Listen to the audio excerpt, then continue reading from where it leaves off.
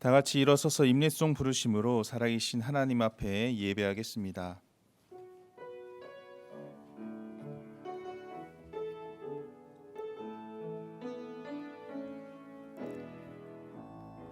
하늘의 문을 여소서, 이곳을 주목하소서. 주를 향한 노래가 꺼지지 않으니 하늘을 열고 보소서. 이곳에 임재하소서. 주님을 기다립니다. 기도의 향기가 하늘에 닿으니 주여 임재하여 주소서. 이곳에 오셔서 이곳에 앉으소서. 이곳에서 드리는 예배를 받으소서. 주님의 이름만이 오직 주의 이름만 이곳에 있습니다. 우리의 삶을 기억하시고 주목하시며 함께 하시는 주님을 찬양합니다. 2000년 전 우리에게 다가오셨던 주님과 같이 이 시간 예배를 통해 우리가 주님께 나아가오니 주님, 저희와 저희의 예배를 받아 주옵소서. 예수님의 이름으로 기도드립니다. 아멘.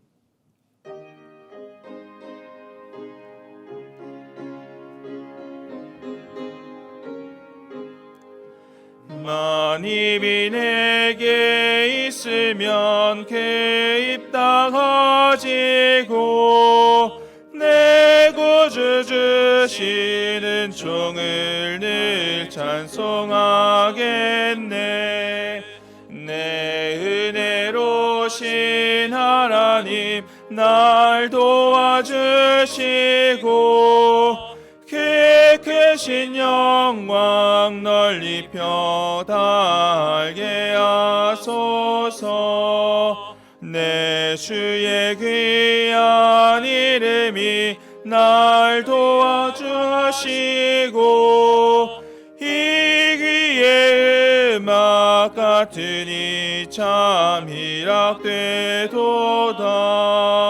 내 죄의 권세 깨뜨려 그 결박 푸시고 이 주한 마음을 비로소 곧 정케 하셨네.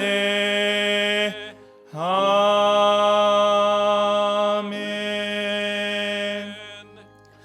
나는 전능하신 아버지 하나님 천지의 창조주를 믿습니다. 나는 그의 유일하신 아들 우리 주 예수 그리스도를 믿습니다.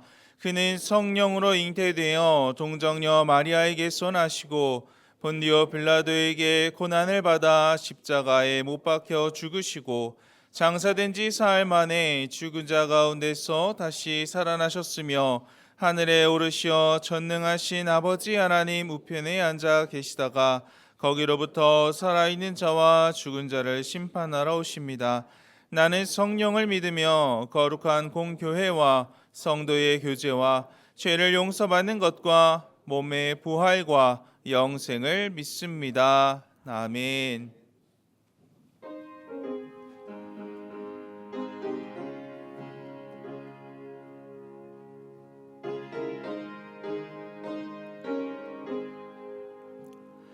슬픈 마음 있는 사람 예수 이름 믿으면 영원토록 변함없는 기쁜 마음 얻으리.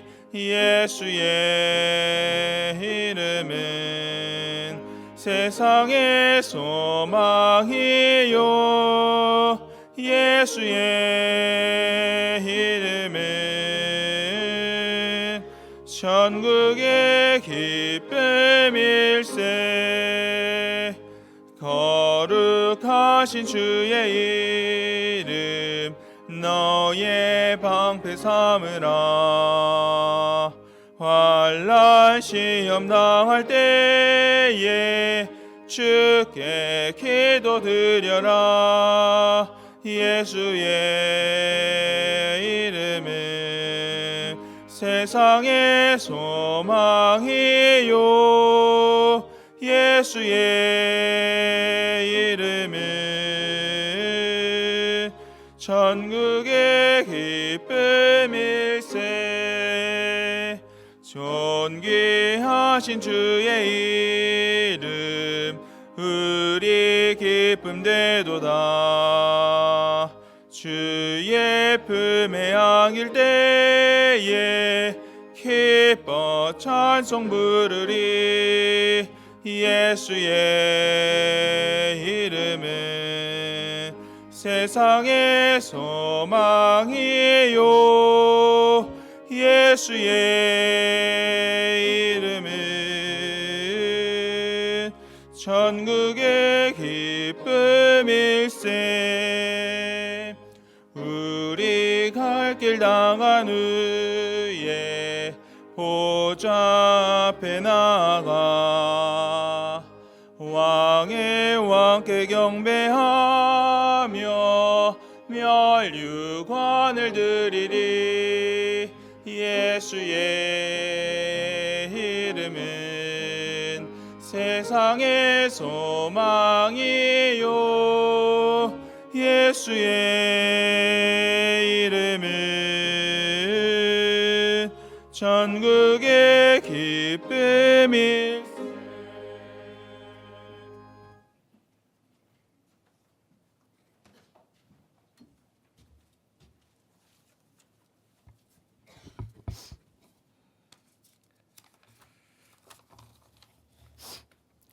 사랑과 은혜가 많으신 아버지 하나님, 주님의 이름을 찬양합니다.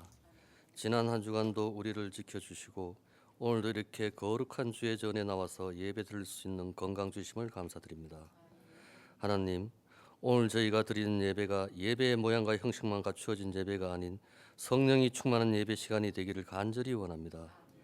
주님이 임재하시는 예배, 하나님께 영광을 예배가 되기를 기도합니다. 성령의 교통하심이 있는 예배, 하나님의 사랑과 은혜가 체험되어지는 예배가 되게 하여 주시옵소서. 하나님, 이 나라를 위하여 기도합니다. 비상계엄 및 탄핵으로 나라의 정세가 위중하고 경제적 위기와 세계적으로 국가의 위상이 추락하며 국민들의 불안감이 더 심해지는 가운데 육체적, 정신적으로 힘든 시기를 겪고 있습니다. 주님, 이 모든 상황을 아버지 뜻대로 행하게 하옵소서.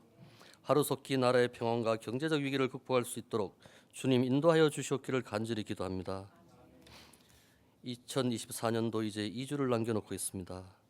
아기 예수 탄생의 의미를 다시 한번 생각하며 예수님을 찬양하며 주님께 영광 돌릴 수 있는 백합교회 모든 성도님들이 되게 하여 주시옵소서. 각 기관마다 성탄 준비로 애쓰시는 교역자 및 성도님들에게도 주님 은혜 주시옵기를 간절히 기도드립니다. 오늘 유대인을 위하여란 귀한 말씀으로 단위에 세우신 김선인 담임 목사님, 주의 말씀을 전하실 때 성령님이 함께하사 그 말씀이 우리 마음 깊이 전해져 감화 감동을 받을 수 있는 은혜로운 시간이 되게 하시고 우리 마음속에 마귀 사탄이 틈타지 않게 하여 주시옵기를 간절히 기도드립니다. 이 자리에 참석하지 못하고 온라인으로 예배보는 성도님들, 멀리 타고 계시는 성도님들, 군복무에 힘쓰는 형제들, 병석에 계시는 성도님들에게도 주님의 성령이 함께하여 온전히 주님의 사랑을 체험하고 주님의 은혜로 가득한 예배 시간이 될 수 있도록 간절히 기도드립니다. 주의 몸된 교회를 위해 수고하시는 손길들이 많이 있습니다. 하나님의 성호를 소리 높여 찬양하는 성가대로, 교육기관 교사로, 차량 봉사와 주방 봉사로, 꽃꽂이와 교회 청소로, 안내로, 또한 보이지 않는 곳에서 수고하고 섬기는 손길들을 기억하옵시고 은혜를 내려주시기를 간절히 기도드립니다. 약할 때 강함 되시며 우리의 보배가 되신 주 예수 그리스도의 이름으로 기도드립니다. 아멘.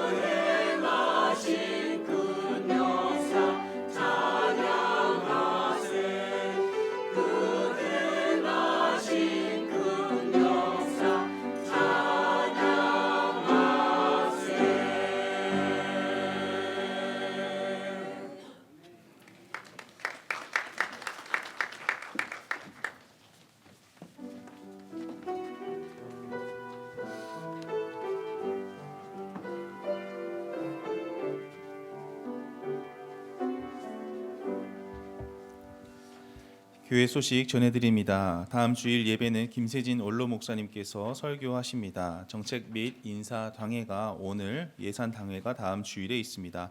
안수 집사의 원래회가 오늘 오후에 있습니다.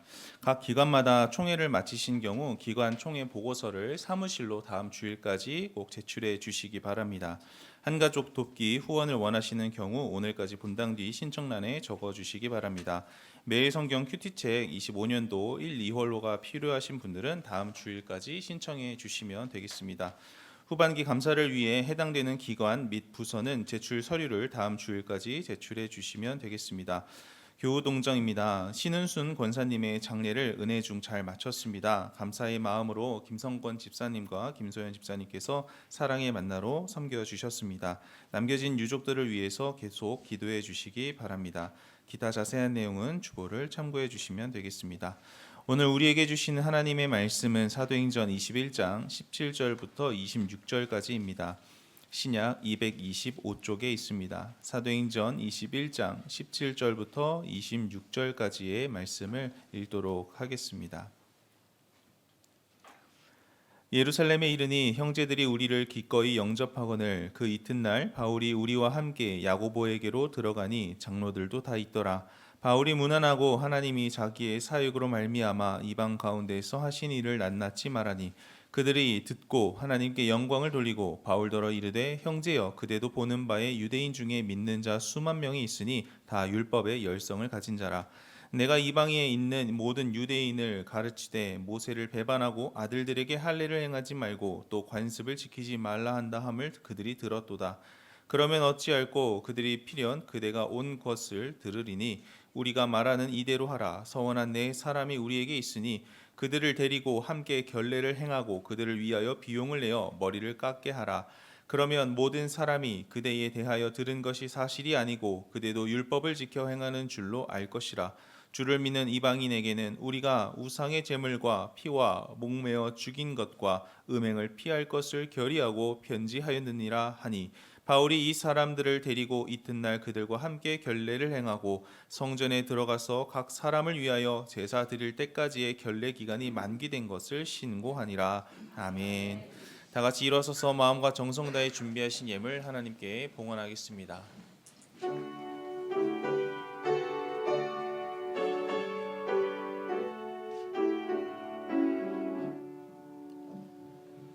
내게 있는 모든 것을 아낌없이 드리네. 사랑하고 의지하며 주만 따라 살리라. 주께 드리네. 주께 드리네. 사랑하는 그 주 앞에 모두 드리네. 내게 있는 모든 것을 겸손하게 드리네. 세상 욕심 멀리하니 나를 받아 주소서. 주께 드리네. 주께 드리네. 사랑하는 그 주 앞에 모두 드리네. 내게 있는 모든 것을 주를 위해 드리네. 주의 성령 충만하게 내게 내려 주소서. 주께 드리네. 주께 드리네. 사랑하는 그 주 앞에 모두 드리네. 아멘. 하나님 아버지 감사합니다. 추운 날씨 가운데 한 주간 저희들의 삶을 붙잡아 주시고 또 오늘 주님 앞에 나와서 사모하는 마음으로 예배하게 하시니 감사합니다. 하나님 우리의 예배를 주님께서 기쁘게 받아주시고 오늘도 우리의 심령 가운데 주의 성령으로 충만하게 임재하여 주옵소서. 혼란스럽고 어지러운 세상이지만 우리의 마음과 심령이 그리스도의 의와 평강으로 다스림 받게 도와주시고 주님 주시는 기쁨과 감사로 하루하루 주님과 동행하며 승리할 수 있도록 주님 인도하여 주옵소서. 특별히 이 나라 이 민족 이 백성을 불쌍히 여겨 주시어서 이 혼란스러운 전국이 속히 극복되게 하시고 평화와 안정을 되찾을 수 있도록 주님 인도하여 주옵소서. 이 땅의 지도자들에게 지혜를 주시고 아버지의 마음을 주시어서 나라와 국민들을 위해 헌신하는 일꾼들이 될 수 있도록 하나님 도와 주시옵소서. 하나님 은혜 감사해서 예물 올려 드리오니 주님 기쁘게 받아주시고 성도들의 모든 삶을 주님께서 복 주셔서 부족함이 없는 삶으로 하나님께서 인도해 주시고 육체에는 건강을 허락해 주시고 마음에는 지혜를 허락해 주시고 삶의 평안을 허락하여 주옵소서. 군대가 있고 해외 나가 있고 또 지방에 가 있는 우리 가족들을 주님께서 기억해 주시고 한 주간도 하나님의 은혜의 장중 안에 붙잡아 주시옵소서. 주의 말씀 나눌 때에 오직 성령님께서 함께 하시고 또 도와주시고 깨우쳐 주실 줄 믿고 예수님의 이름으로 기도드립니다. 아멘. 자리 앉겠습니다. 우리 옆에 분들하고 인사할 때 주 안에서 한 주간 평안하셨습니까? 인사하겠습니다.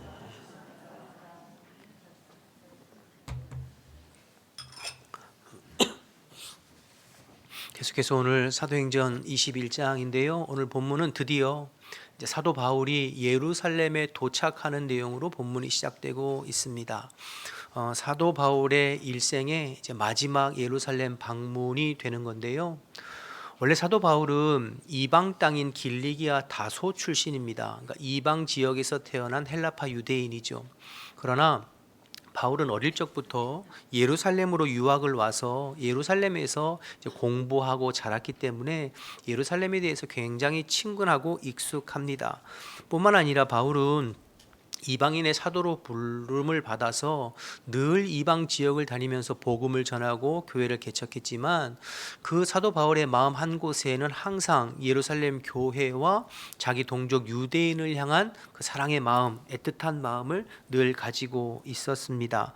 그래서 주변의 사람들의 만류에도 불구하고 당신 예루살렘으로 올라가면 큰 해를 받을 것이니까 올라가지 말라고 사람들의 만류에도 불구하고 바울이 예루살렘으로 올라갔고 예루살렘에서 감당해야 할 사도 바울의 마지막 사명을 감당하겠다라는 마음을 가지고 예루살렘에 도착했을 겁니다. 자, 이제 예루살렘에 도착해서의 오늘 첫 번째 행보인데요. 17절 말씀이 이렇게 시작됩니다. 17절 보시면 예루살렘에 이르러 형제들이 우리를 기꺼이 영접하거늘. 예루살렘에 오기까지의 여러 우려와는 다르게 올라갔을 때 예루살렘 교회의 지도자들과 유대인 성도들이 바울과 바울의 선교팀을 환대해 주었습니다. 그리고 환영해 주었죠. 기쁨으로. 그리고 여러분 18절에 보면 다음 날 예루살렘 교회의 대표격인 야고보와 또 다른 장로들을 만나게 되고 그래서 교제하면서 선교 보고하는 내용이 19절까지 이어집니다. 여기 18절에 나오는 야고보는 예수님의 12제자 중에 하나인 요한의 형제 야고보는 아니에요. 그 야고보는 이미 12장에서 순교했잖아요. 그래서 오늘 본문의 야고보는 예수님의 동생 야고보죠.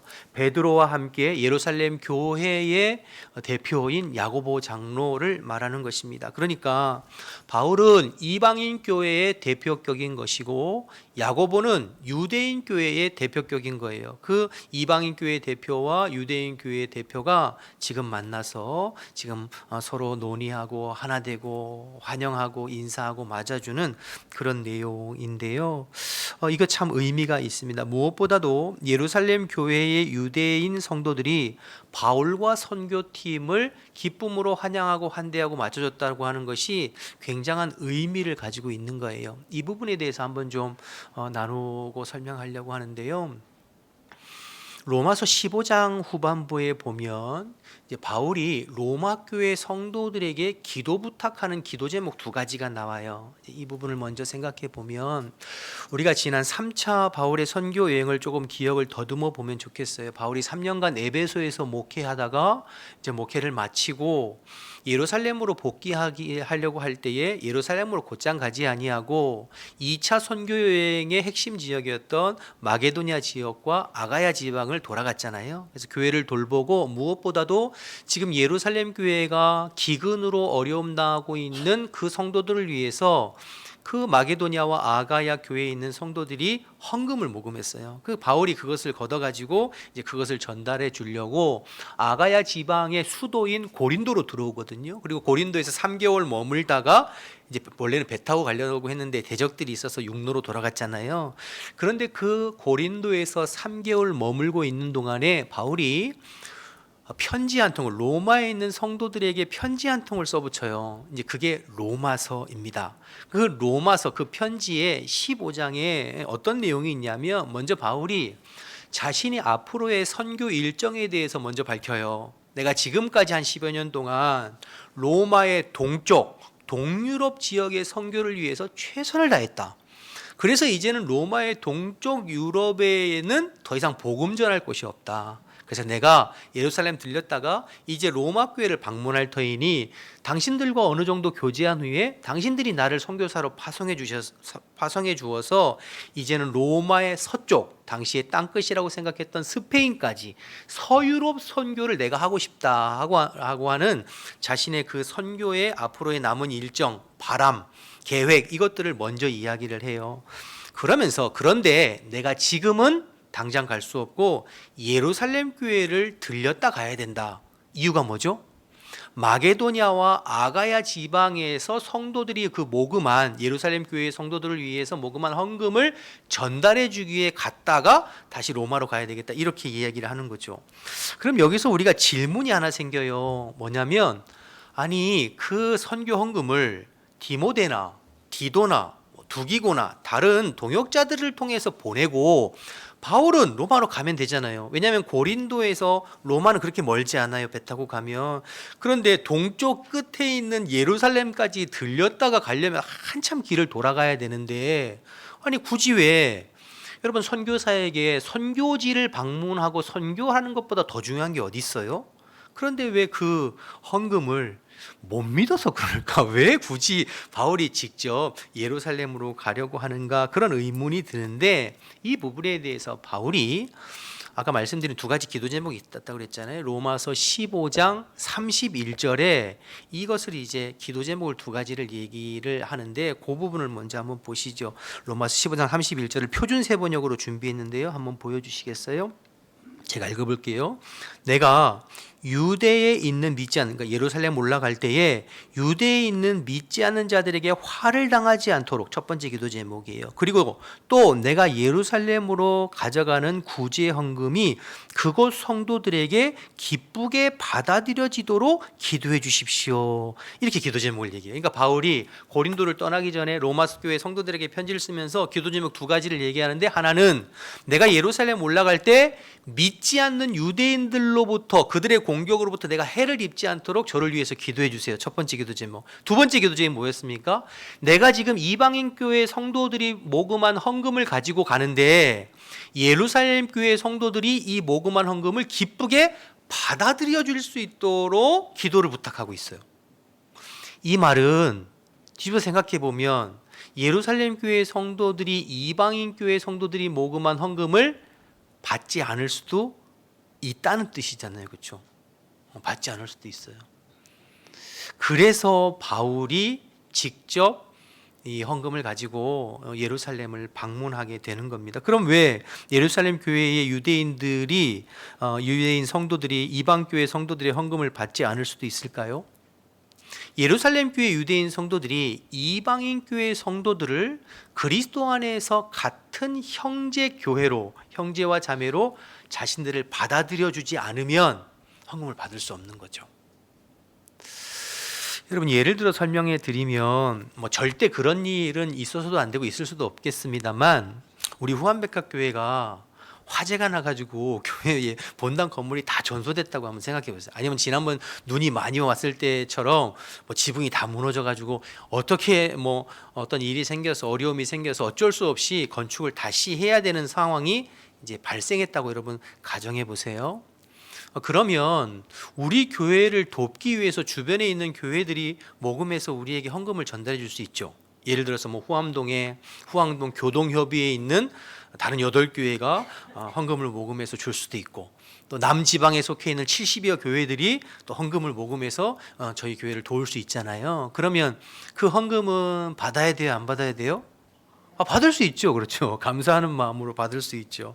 그런데 신천지나 구원파나 하나님의 교회가 우리 교회 돕겠다고 모금해가지고 돈을 보내왔다고 생각해 보세요. 그건 그거 받아야 돼요, 안 받아야 돼요? 그래도 받아야 돼요? 안 받아야 되죠. 그러면 왜 어떤 교회에 굳이 헌금은 받고 어떤 이단이나 다른 단체들이 보내온 돈은 받지 않는 겁니까?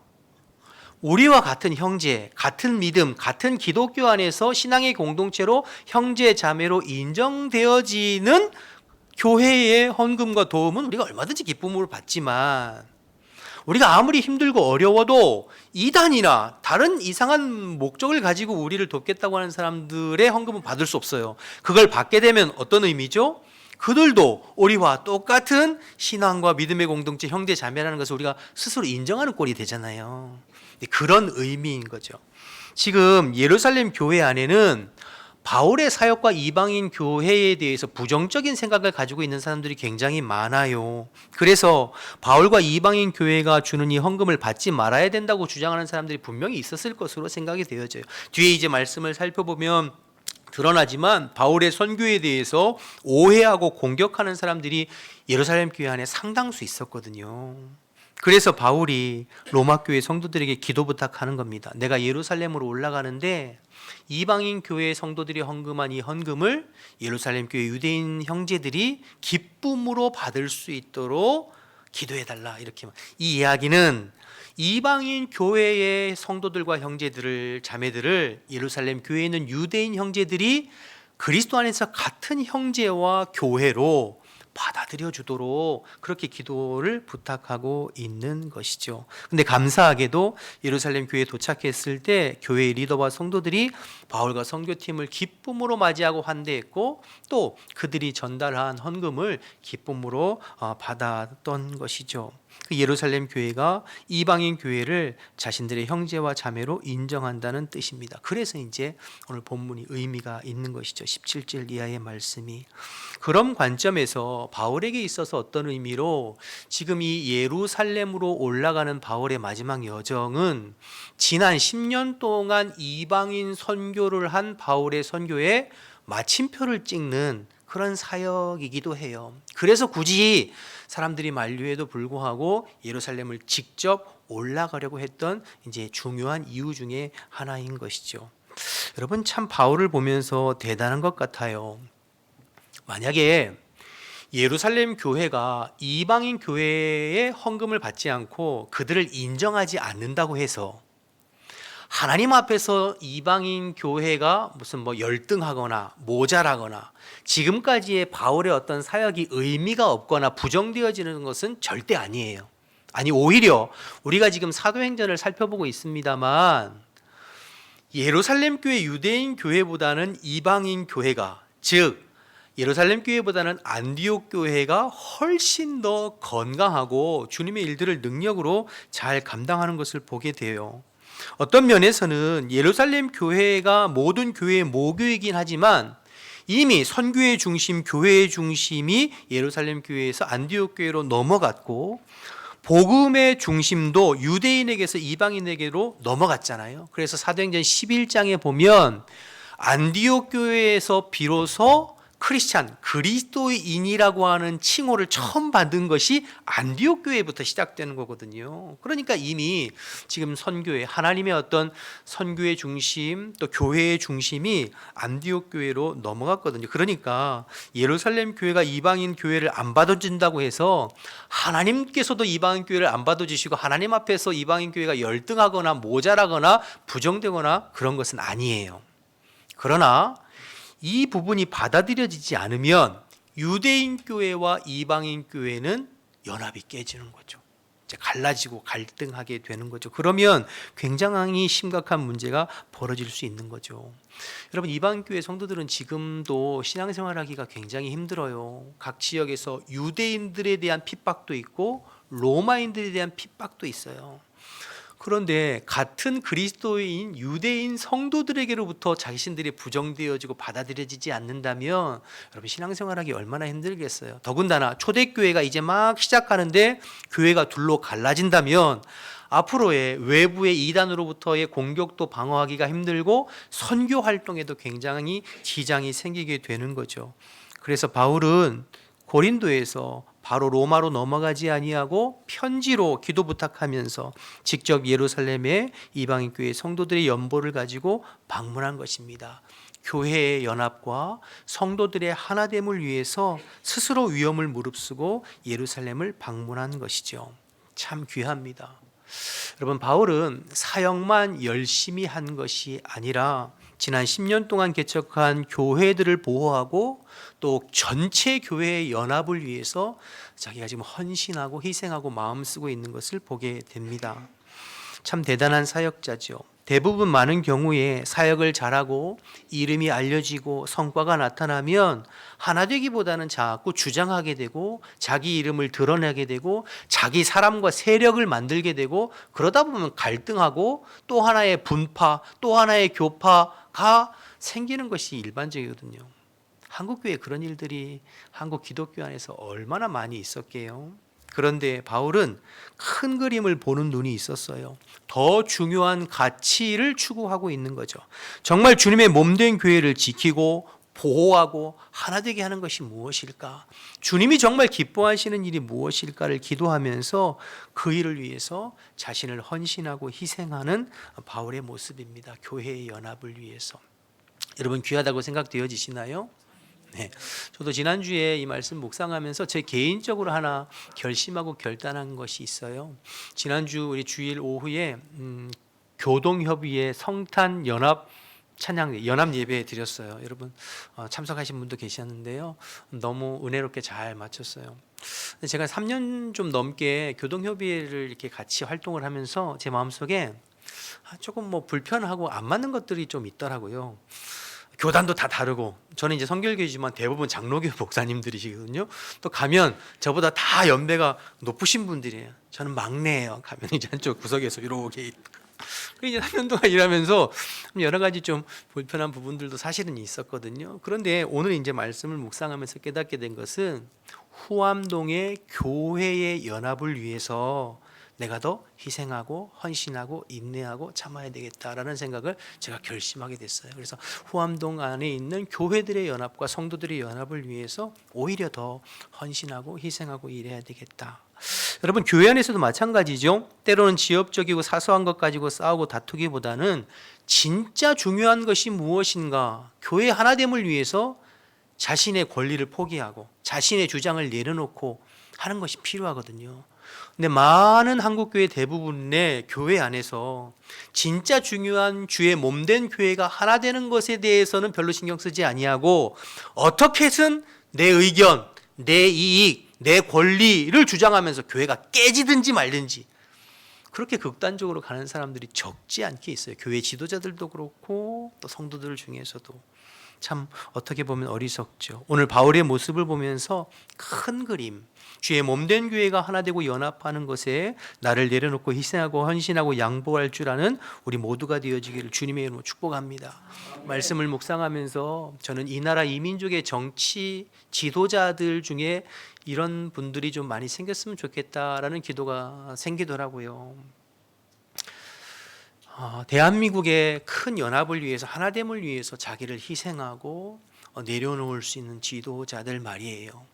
우리의 과거의 역사를 보면 자신의 유익과 자기의 정권과 자기 당의 이익을 위해서 남북으로 나누고 동서로 나누고 오른쪽 왼쪽으로 나와서 지역 감정을 조장하고 그것을 이용해서 자기의 어떤 권력을 쥐려고 했던, 오히려 부추겼던 그런 지도자들이 많이 있었잖아요. 그러지 말고 정말 이 어려운 시국에 더 큰 그림, 더 큰 가치를 위해서 연합하는 일에 자신을 희생하고 헌신하는 지도자들이 이 땅에 많이 세워졌으면 좋겠다, 그런 생각이 들었어요. 저와 여러분이 그 일을 위해서 기도하고 중보해야 될 줄로 믿습니다. 바울은 더 큰 그림을 보는 사람이었어요. 연합을 위해서, 교회 하나됨을 위해서 자신을 희생하고 헌신하는, 저와 여러분이 그런 바울의 모습을 닮게 되기를 원합니다. 그런 의미에서 오늘 이어지는 뒤에 내용도 참 의미가 있는데, 바울이 그 그릇이 얼마나 크고 마음이 얼마나 넓은 사역자인가를 또 알 수 있는 대목이에요.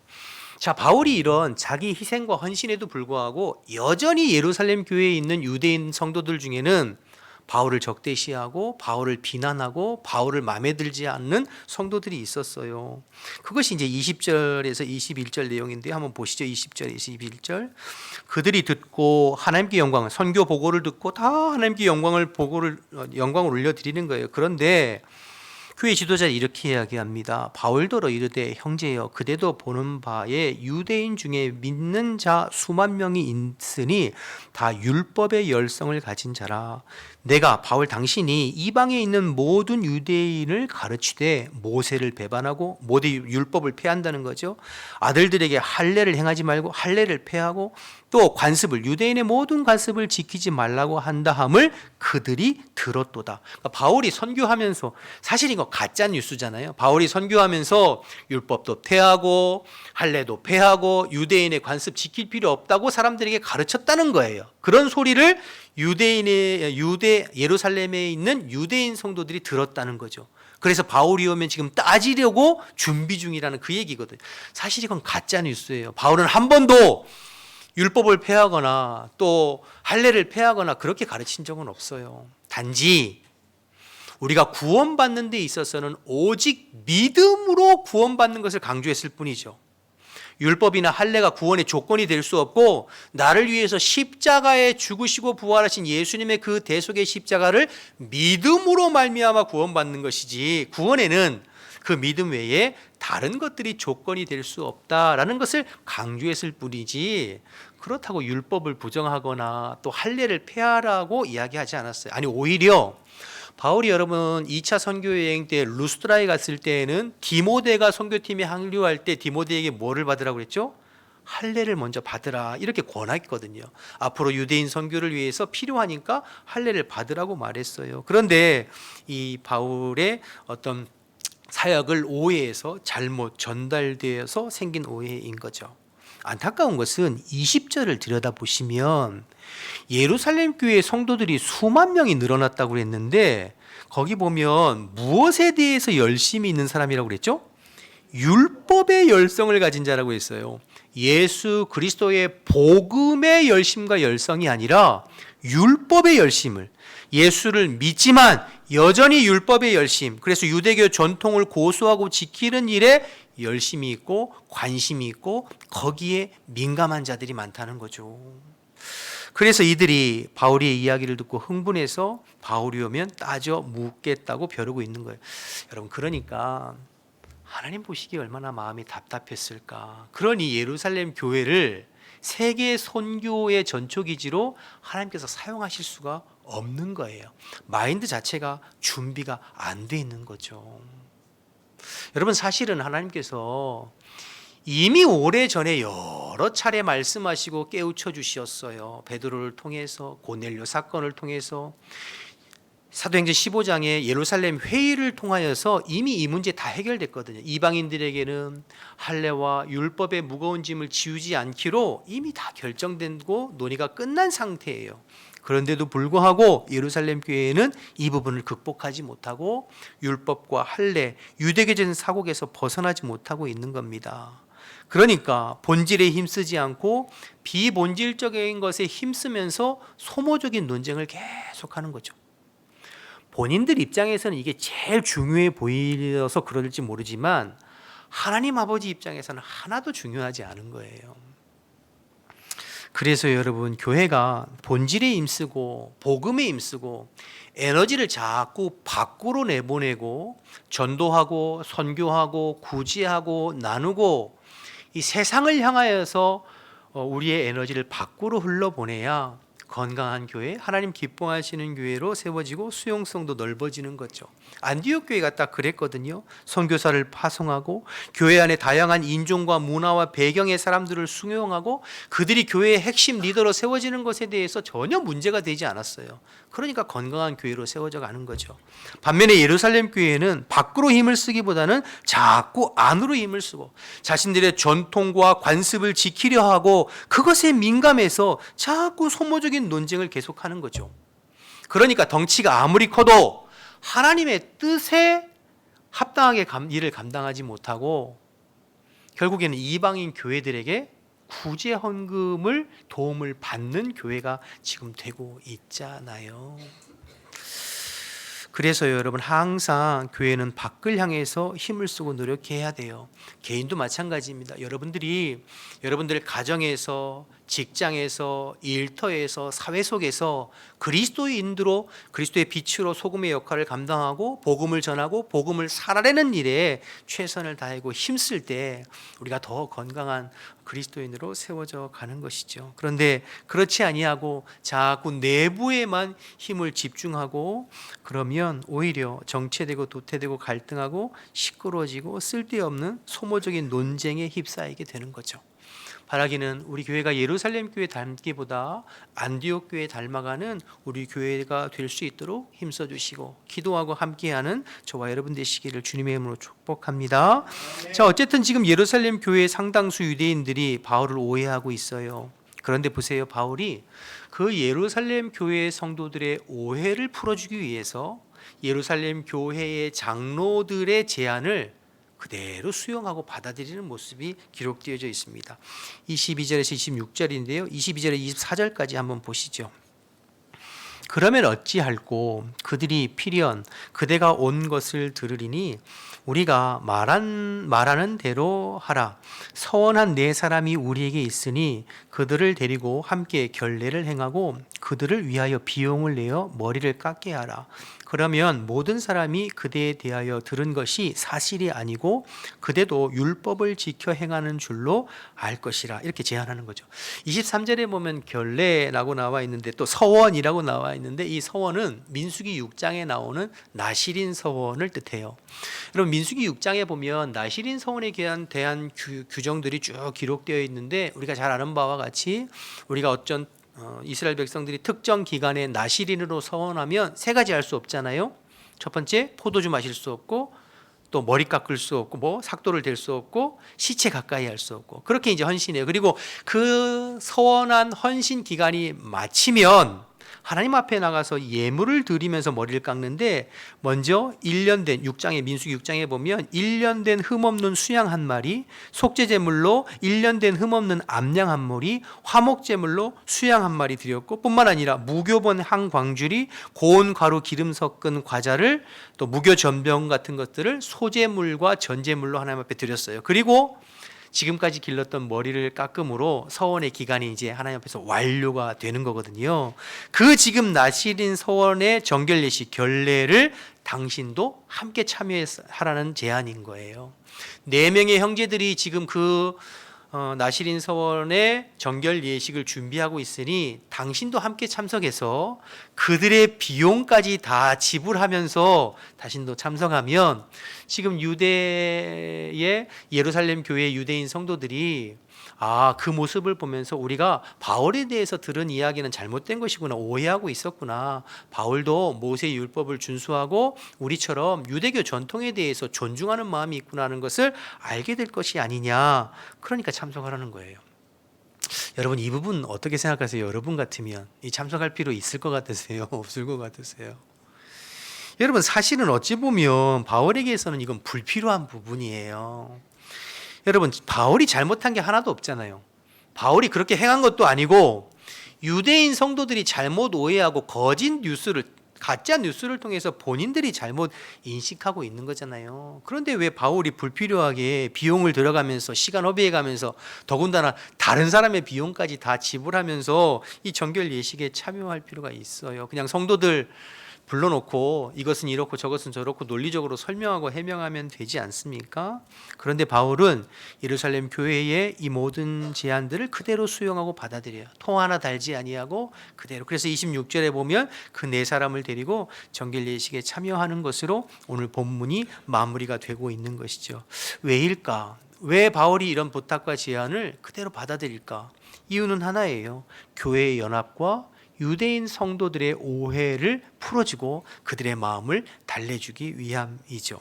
비본질적인 것에 대해서는 바울이 수용하고 양보하고 받아들이는 거예요. 자존심을 내세우지 않고 내가 뭐 그렇게까지 해야 됩니까? 이렇게 자기 성질 부리지 않고 수용하는 겁니다. 그게 뭐 예수님을 부정하고 복음을 부정하고 본질을 훼손하는 일이라면 목숨 걸고 싸우고 받아들이지 말아야 되지만 그런 게 아니라면 얼마든지 수용하고 교회 연합과 성도들의 오해를 풀기 위해서 자신이 기꺼이 비용을 대고 시간을 들이고 또 그렇게 받아들이는 바울의 모습, 이 바울의 마인드.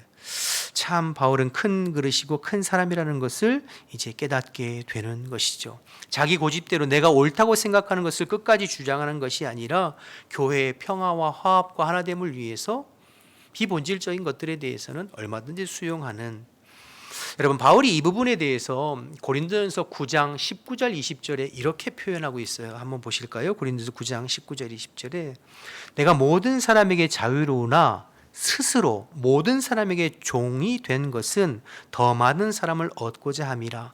유대인들에게 내가 유대인과 같이 된 것은 유대인들을 얻고자 함이요 율법 아래에 있는 자들에게는 내가 율법 아래에 있지 아니하나 율법 아래에 있는 자같이 된 것은 율법 아래에 있는 자를 얻고자 합니다. 나는 율법 아래에 매여 있지 않다. 나는 그 정결 예식 결례 안 해도 나는 전혀 상관이 없다는 거예요. 거기에 매이지 않아요. 그러나 그것을 중요하게 생각하고 인식하는 유대인 성도들이 실족하고 그것 때문에 실망하고 힘들어한다면, 그들의 오해를 풀어주고 그들의 마음을 달래준다면 내가 율법 아래 매이지 않지만 율법 아래 매여 있는 사람처럼 기꺼이 동참하고 기꺼이 참여하고 기꺼이 헌신한다, 양보한다 이렇게 말하고 있는 것이죠. 바울은 본질에 대해서는 치열하게 싸우고 양보함이 없었지만 비본질적인 것에 대해서는 양보하고 수용하고 져주는 통이 넓은 사람이었던 것이죠. 바울이 이렇게 수용하고 본인의 어려움에도 불구하고 무리한 요구임에도 불구하고 받아들일 수 있었던 것은 사실은 한 가지예요. 자신의 자아가 십자가에 못 박혀 죽고 이제 나는 내 안에 있는 그리스도로 말미암아 사는 삶을 살았기 때문이죠. 바울은 늘 자신의 자아를 십자가에 못 박아 죽고 그리고 내 안에 있는 그리스도로 말미암아 살았던 삶. 이것을 다른 말로 말하면, 한마디로 표현하면 나는 별로 중요하지 않다는 거예요. 주의 몸된 교회가 하나 되고 주의 복음이 증거되어지고 한 영혼이라도 주님 앞에서 바로 세워져 가는 것을 위해서는 나는 별로 중요하지 않다라고 생각했던 성숙한 그리스도인 하나님의 사람이 바울이었던 거죠.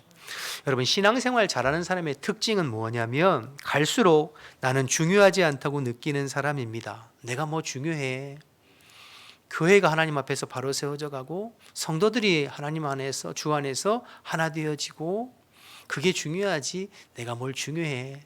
내 어떤 주장이나 내 생각이나 내 권리나 그게 뭐 중요해. 얼마든지 내려놓을 수 있는 사람, 그것이 이제 성숙한 그리스도인, 마음이 넓은 사람이죠. 반대로 가면 갈수록 자존심이 세지고 내가 중요하고 내 주장이 중요하고 내 이름이 중요하고 내 자리가 중요하고 내 목소리가 중요한 사람은 그건 성숙한 그리스도인이라고 할 수 없어요. 내 안에 그리스도로 말미암아 사는 삶이 아니라, 자기를 부인하고 내 안에 그리스도로 말미암아 사는 삶이 아니라 오히려 나를 위해서 그리스도를 이용하려고 하는 사람일 수밖에 없는 것이죠. 신앙의 본질을 잘 모르는 사람. 건강한 교회는 어떤 교회냐면 그 교회 안에 갈수록 나는 별로 중요하지 않다고 생각하는 사람들이 많아지는 교회는 건강한 교회고 행복한 교회이지만, 반대로 갈수록 내가 더 중요하다고 생각하는 사람들이 많아지는 교회는 힘들고 불행한 교회가 되는 거죠. 그래서 자기를 알아주지 아니하고 자기를 높여주지 아니하고 자기 이름을 알아주지 아니하면 서운하고 섭섭한 사람들이 많아지는 교회는 건강하지 않은 교회라고 할 수 있죠. 우리 마지막으로 바울이 고백한 갈라디아서 2장 20절 말씀 우리 함께 읽어보고 마무리할까요? 함께 읽어보겠습니다. 시작. 내가 그리스도와 함께 십자가에 못 박혔나니 그런즉 이제는 내가 사는 것이 아니요 오직 내 안에 그리스도께서 사시는 것이라. 이제 내가 육체 가운데 사는 것은 나를 사랑하사 나를 위하여 자기 자신을 버리신 하나님의 아들을 믿는 믿음 안에서 사는 것이라. 이게 바울의 고백이었습니다.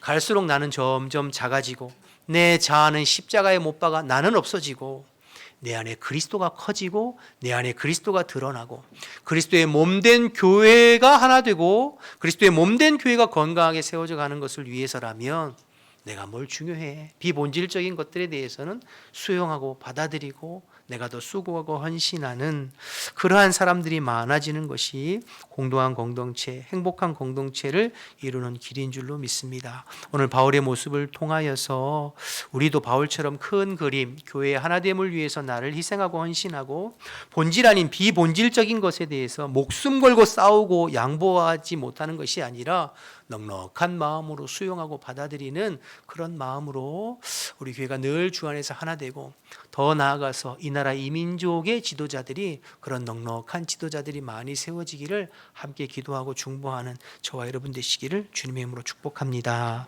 우리 다 같이 일어나셔서 찬양하고 기도하겠습니다.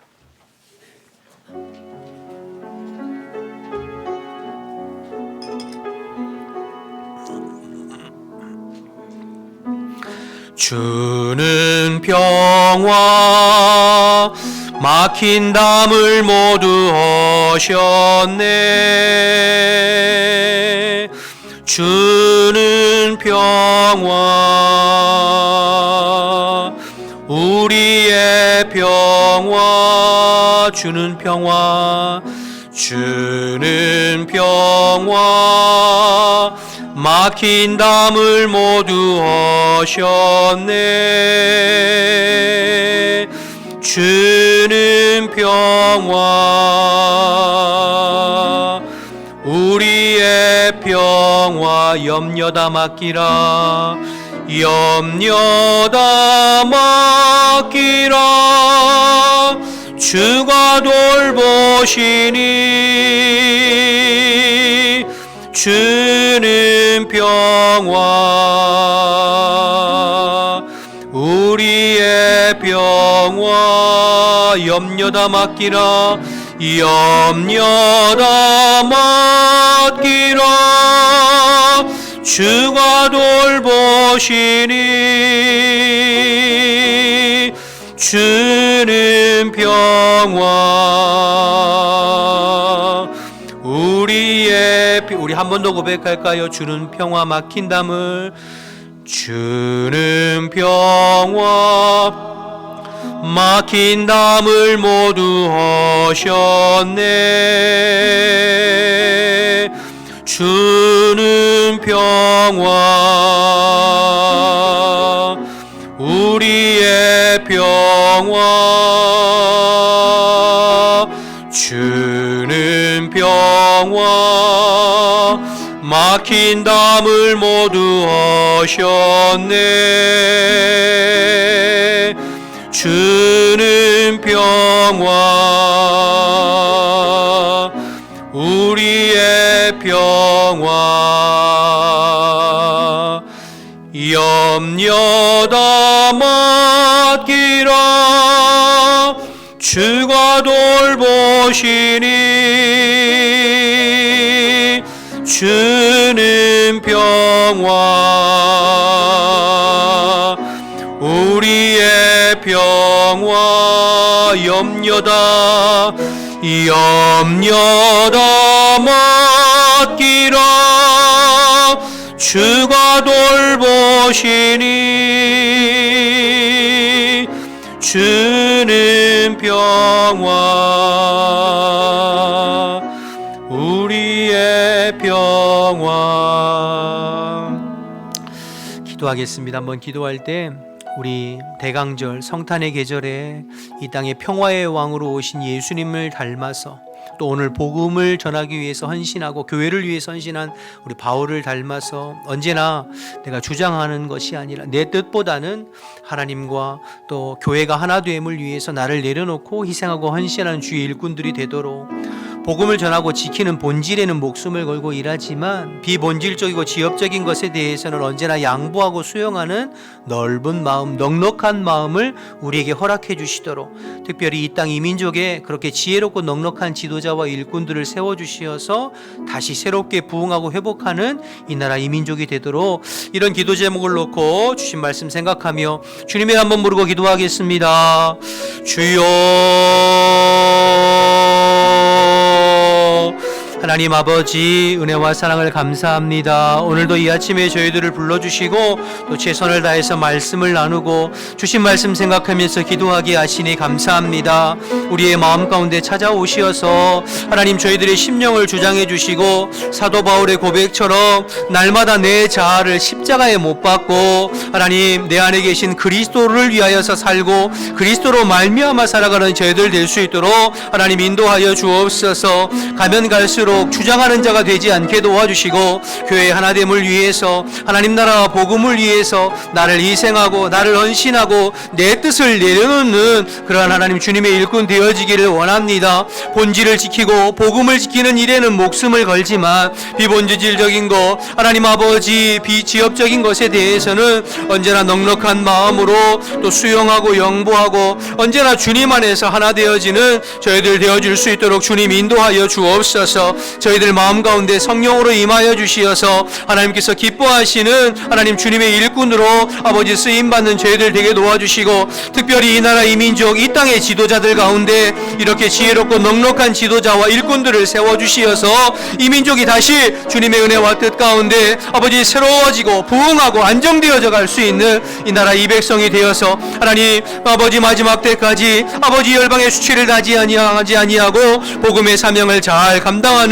이 나라 이 백성 우리 한국교회가 될 수 있도록 주님 인도하여 주옵소서. 저희들이 먼저 말씀에 결단하게 도와주시고 저희들이 말씀에 먼저 겸손하게 서는 저희들 자신이 되어줄 수 있도록 하나님 인도하시고 역사하시고 도와주시옵소서. 감사합니다. 하나님 감사합니다. 오늘도 주님의 말씀 앞에 세워주셔서 감사합니다. 성령이 저희 각자에게 주신 말씀을 우리 자신에게 또 마음에 잘 새겨서 하나님께서 기뻐하시는 또 일꾼으로 또 성도로 살아갈 수 있게 도와주시고 내가 중심이 되는 것이 아니라 주님의 복음과 주의 교회와 주의 나라가 중심이 되어 더 큰 그림을 보면서 나 자신을 희생하고 헌신해 보는 넉넉한 마음을 하나님 허락하여 주옵소서.